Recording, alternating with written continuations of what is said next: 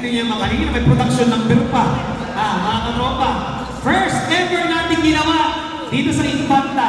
Pero sila din po, ang Toda Hands ay simbolo ng mga responsable pamilyang tatay at tricycle driver. Pangarap kong maitaas ang antas ng propesyon ng mga tricycle drivers natin. Ipo-professionalize natin mga kasama. Meron akong kwento, pamiliin ko lamang ito, bago bigay isa pang sorpresa ko sa inyo. Isa pang sorpresa. Merong isang bata na walang kakayahang palaging magbayad ng pamasahe. Minsan, lagi siyang sinasakay ng isang tricycle driver papasok ng kanyang school. Ang sabi ng anak, "Tatay, bakit ba lagi mo yung sinasakay? Ay sa halip may dapat tayo makakadagdag pa ng pamasahe. Makakadagdag pa tayo ng kikitain sana araw-araw." Ang sabi lagi ng tatay, "Alam mo anak, balang araw, may ganti yan. May ganti yan." Tingnan mo ito ha. Lumipas ang mahabang panahon, yung bata, nakatapos ng elementary, napunta lang kung saan. Tapos, itong matagal din tatay ng tricycle driver, minsan siya'y nagkasakit. Malala yung sakit. Yung kanyang sakit, puso, at kailangan ipa-opera. Napakamahal. Milyon ang magagastos. Kung saan-saan na sila lumapit, kulang pa rin. Hindi sapat. Hanggang sa dumating na ang araw na kailangan operahan si Manong Driver. Pinagpasa Diyos na lamang nila. Wala silang kulang ang pang-down payment. Alam nilang wala silang pambayan. Ang sabi na lamang nila, ibebenta na natin lahat. Hindi lamang yung tricycle, pati yung ating lupa, kinatitirikan ng bahay, mailigtas lamang si tatay. O mga kaibigan, alam niyo yung kwentong nangyari? Walang binayaran si tatay. Alam niyo kung bakit? Yung batang kanyang tinutulungan na alam niyo dati, na kanyang sinasakay lamang, naaalala sa tatay. Siya yung nag-opera kay tatay. Doktor na yung batang dati walang pamasahe. At siya mismo yung gumamot kay tatay. Nung makita yung bill, ang nakalagay doon sa bill, matagal ng bayad. Mahigit 15 taon na ang nakakalipas. Mga kasama, ito'y habang sa totoong buhay. Hindi ito gawang kwento ni Mayor na si Pai. Ang inyong kabutihan, sa minsang hindi nyo kilala, alam niyo po magbubunga yan. Kaya natin ginagawa ang mataas na pagkilala sa Toda. At taon-taon na po ito. First time, libre ang uniform, wala kayong binayaran, sagot ko po yung personal. Masakit din mga kasama. Sa totoo, kalahating milyon din mahigit ng aking gastos. Personal. Pero, kaunting alaala dahil every time sinusuot niya yung uniform, ang hiling ko panindigan niyo na nakasulat. Kung masipag, pakita niyang masipag kayo. Kung maaasahan, pakitang maaasahan kayo. Dahil alam ko pa ng araw ng pagmamalaki ng susunod na henerasyon na tricycle driver ng Infanta ang tatay ko. Marangal, masipag, at tunay na may pagmamalaki natin. Mga kasama, first time ng Toda Olympics. Itong taong ito, magdadagdag po kami ng laro. Maglalagay na kami ng bilyar. Bilyar na tayo, ano? Billiards. Magdadagdag na po kami ng iba pang mga laro para po naman mas marami tayong mahikaya sa mga palaro natin. Ngayon din po taon, may Toda Olympics ulit tayong gagawin.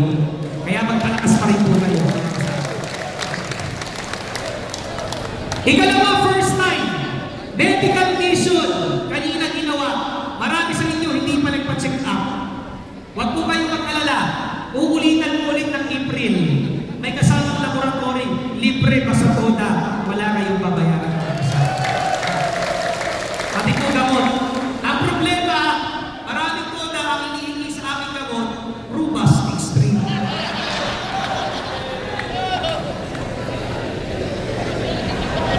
Alam na kung sino.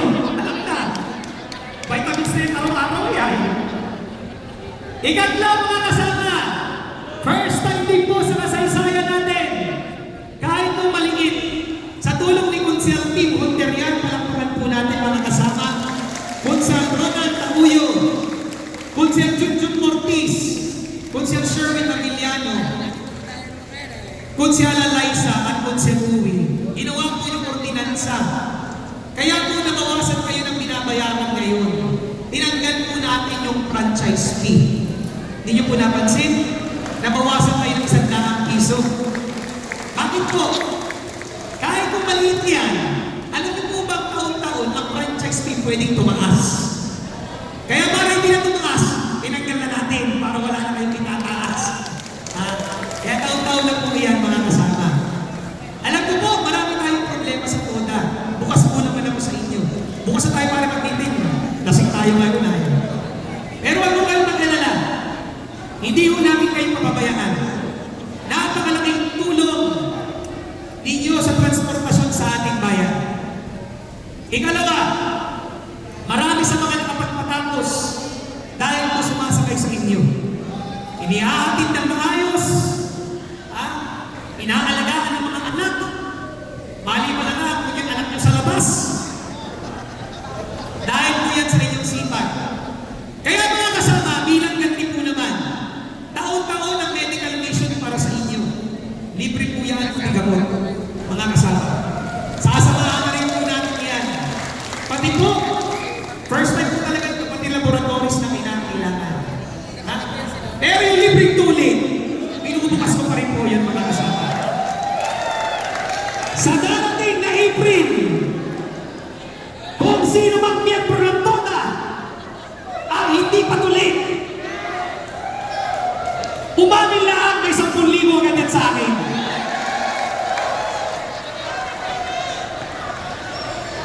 Pero kung gusto nyo mas malaki-laki, hayaan nyo ang asawa ninyo ang magsuko sa inyo papunta sa akin. Pag sinuko po ninyo inyong mga asawa, 15 lang. Nagtutumo na.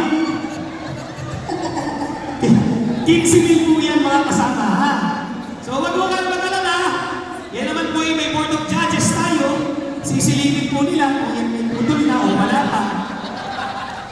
At pag talaga kung wala pa, may 15,000 agad kayo mga kasama.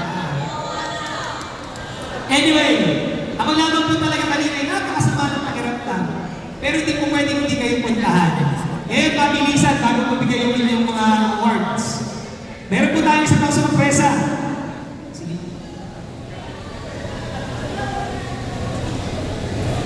Yan. Anyway, isa pa. Mga kapatid, eto rin po. Alam ko, nahihirapan kayo sa masamang daan sa akin. Ako man po, nakailang panahon na ako sa DPWH. Pag National Highway, kasi ng mga tulot ako sa Manugao. Manugao, Pilaway, Agus-Agus. Talaga po namang napakasama.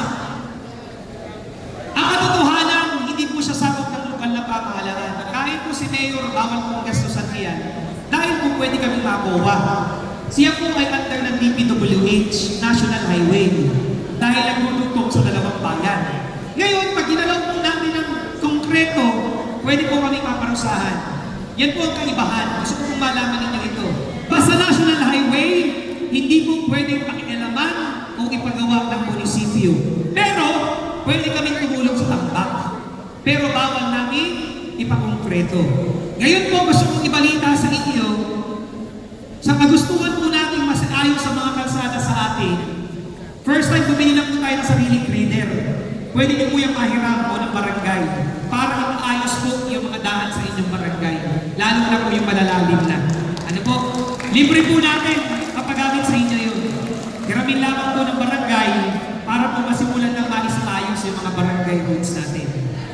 Hindi natin ihiwagan yan mga kasama, huwag kayong mag-alala. Hindi man po sapat ang punto natin, pagsusumikapan natin. Kaya nga po tulad nito, hindi pwedeng hindi ka rin magkasariling dukot dahil kulang po talaga ang punto. Kaya gagawan po natin ang paraan ng manihan. Pero higit po diyan, last but not the least, bukod sa ating raffle ngayon nga pala, ang ating grand prize, kunin niyo bukas kay Kunsel Junjun. Ako ay bumili doon ng e-bike. So, e-bike po ang grand prize natin ngayong gabi ha. Pero e-bike na hindi malaki ha. Yung e-bike na single. Single. Ha? Bawal daw. Bawal daw. Ikatlo po, syempre, dinala na po natin permanente ng LTO. Hindi na po kayo lalayo. Lahat po ng servisyo pwede nyo na makuha dito. Hindi na po kayo lalayo mga kasama. Para po sa inyo talaga yan. Dati awak-awak po nalayo pa kayo. So yan mga kasama.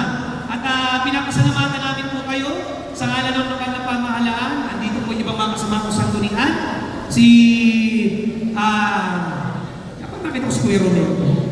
Ayan, ang ating po napakagaling na asesor, si Kuya Romel. Talaga po yan ay parang champion kayo. Champion, baga kayo sa volleyball eh. Champion sila sa volleyball. Kasama pa rin po natin. Suportado po natin. Palalakasin natin. Itataas natin ang antas at pagkakakilanlan sa mga miyembro ng TODA sa bayan ng Infanta, mga kasama. Tagaan niyo po yan sa atin. Ngayon din po yung mga benepisyo, kaya palalakasin po natin yung mga asosasyon. Next na awarding po natin, mag-a-award kami. May worth of project at amount ang pinaka-disiplinado at maayos na ruta. Yan ha, ina-announce ko na, malaki pa premyo ko diyan. So, mag-ready po kayo. Maayos, disiplinado ruta, may premyo po kayo. Last but not the least, yung ibang mga issue, pagtitingan po natin. Sabihin nyo sa akin yung recommendation ninyo, gagawan po naman natin ang action yan, huwag kayo mag-alala. Lagi po tayong bukas sa inyo. Saka huli-hulihan, bagamat ang prangkisa, nandito si Atty. Jeffrey Parilla, ating piskal, ay pribilehiyo na binibigay sa inyo ng gobyerno para maglingkod sa taong bayan. Ako'y lubos na papasalamat. Kaya tinitraining namin kayo sa rescue, tinitraining namin kayo sa fire, to the fire. Meron pa, to the rescue. Dahil gusto nating palakasin na hindi ka lamang basta nagka-drive ng tricycle, kundi nagliligtas at nagpapaganda din kayo ng kalidad ng buhay ng bawat impactano. Pinagmamalaki namin kayo mga miyembro ng TODA. Imagine niyo, nagdadrive ka, may pasahero kang biglang nangisay. Dahil dumaan ka sa training namin na binibigay na libre, basic life support, ikaw mismo yung makakapagligtas ng buhay. Hindi ka na mag-aantay ng rescue agad. Kung kaya mo sa iyo, dahil natulungan po namin kayo, alam mo na agad yung gagawin. Nagkasunog sa inyong barangay, saktong napadaan ka at ang iyong tricycle. Hindi ka na basta-basta lamang matataranta, alam mo na ang gagawin. Dahil dumaan ka sa fire safety training. Mga kasama, sa hindi pa nakasama ng training na ito, lahat mo yan libre. At lagi po natin yung gagawin para maging katuwang po kayo sa pag-unlad ng ating bayan. Last na sorpresa muna, mga tropa. Bukod po sa raffle natin ngayon. Dahil itong first to the house, nag-imbita po tayo ng isang artista. Siya po! Papakiligin kayo na ito. Nakilala po siya noon, bata pa lamang bilang child star. Lumalabas po sa telebisyon at sa ilang mga pelikula. At ilang teleserye sa GMA7. Mga kaibigan, ang isa sa pinakamagandang mukha sa ating pong telebisyon. Nandito muli sa Infanta para pakiligin ang ating mga TODA hounds. Meron ka pinata sa inyo? Wala pa. Walang pinata dito. Wala. Meron bang pinata ngayon dito?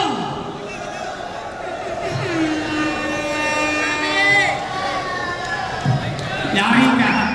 Mamaya. Ha? Kapitan. Nasa